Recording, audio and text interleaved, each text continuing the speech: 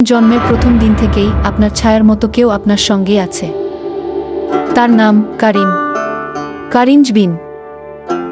সে কথা বলে না, কিন্তু আপনাকে জানে, আপনাকে অনুকরণ করে, আর মাঝে মাঝে নিয়ন্ত্রণও করে। ইসলামী বিশ্বাস অনুসারে প্রত্যেক মানুষের সঙ্গে জন্ম নেয় একটি জবিন, যাকে বলা হয় কারিন। সে আপনাকে ভুল পথে নিয়ে যেতে চায়।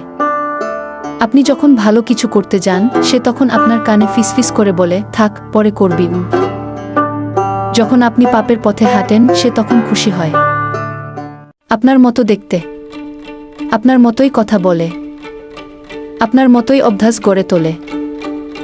অনেকে বলে মাঝে মাঝে আয়নায় নিজের চোখে তাকালে আপনি আপনার কারিনের ছায়া দেখতে পারেন, খুব হালকা, চোখের কোণ দিয়ে। কেউ কেউ রাতে ঘুমানোর সময় অনুভব করেন যেন কেউ পাশে শ্বাস নিচ্ছে, অথচ কেউ নেই। কারিন জিন তখন আপনার স্বপ্নের ভেতরে ঢুকে আপনার চিন্তাধারাকে বদলে দেয়। বিজ্ঞানীরা বলে এটা হতে পারে সাবকনশাস মাইন্ড বা মস্তিষ্কের গভীর কোনো ছায়া। কিন্তু ধর্ম ও পুরাতন কিতাবগুলো বলছে কারিন শুধু আপনাকে ফলো করে না, সে কখনো কখনো আপনাকে চালনা করে। অনেক সময় মানুষ খুন বা আত্মহত্যার পর তার পরিবার বলে সে এমন ছিল না আগে। তখনই প্রশ্ন ওঠে, সে করেছে নাকি তার কারিন?